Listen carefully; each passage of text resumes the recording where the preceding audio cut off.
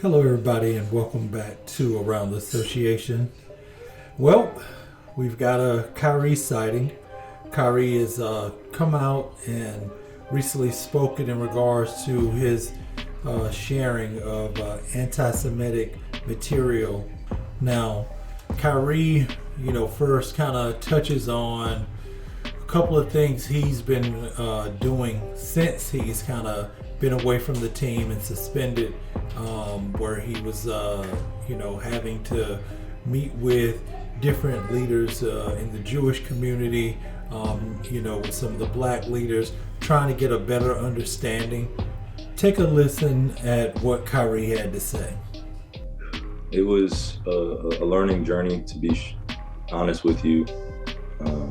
It was a lot of hurt that needed to be healed, a lot of conversations that needed to be had,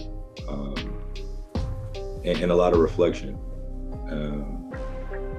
And I got a chance to do that with some great people from the Jewish community, from the black community, from the white community. I've had so many conversations with all of our races and cultures and religious groups of people, just trying to better find perspective on how we live a more harmonious life. I'm a man who stands for peace. I don't condone any hate speech or any prejudice. And I don't want to be in a position where I'm being misunderstood on where I stand in terms of anti-Semitism or any hate, for that matter, for anybody in this world. So the process over the last few weeks was just a lot of conversations. I don't want to get too deep into the details of those conversations, but they were very moving, very impactful, and it helped me become more aware of the repair that needed to be done, the healing that needs to be done still. So here I am, just really acknowledging the fact that it hasn't been easy. Some of it has been painful, just learning about the history between different groups of people, and it's given me a greater perspective. No, I'm not anti-Semitic. I never have been. I don't have hate in my heart for the Jewish people, or anyone that identifies as a Jew. I'm not anti-Jewish or any of that. And it's been difficult to sit at home with my family, with them seeing all of this and having questions. And the part that hasn't been hard is explaining myself, because I know who I am, I know what I represent. But I think the difficult aspect is just processing all this, and understanding the power of my voice, the influence I have. I'm no one's idol, but I am a human being that wants to make impact and change. In order to do that, I have to live responsibly and set a greater example for our youth, for my generation and the older generation. So I just think I really want to focus on the hurt that I caused, or the impact that I made within the Jewish community, putting some type of threat or assumed threat on the Jewish community. I just want to apologize deeply for all my actions throughout the time that it's been since the post was first put up. I've had a lot of time to think, but my focus initially, if I could do it over, would be to heal and repair a lot of my close relationships with my Jewish relatives, brothers and sisters. My journey is very unique. I grew up in a big melting pot full of different races, cultures, and religions of people. So a lot of these conversations about anti-Semitism or anti-blackness or anti-whiteness, or any anti that goes against a specific group of people, within my household, we used to talk about it.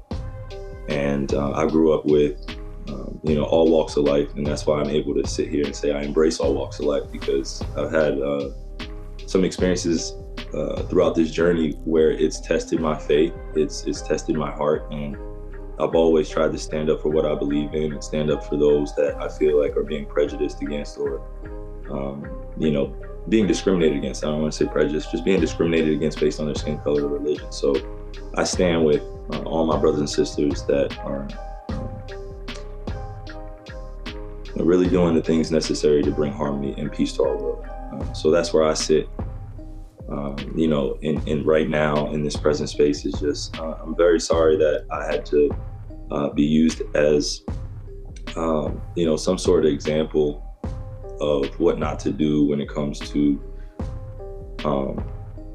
dealing with all of this. So I just want to deal with it better right now and just say that I'm sorry to not only the Jewish community, but to my family members and to my relatives, because they know I stand for something bigger, and I'm grateful now I get to explain myself. Well, there you have it.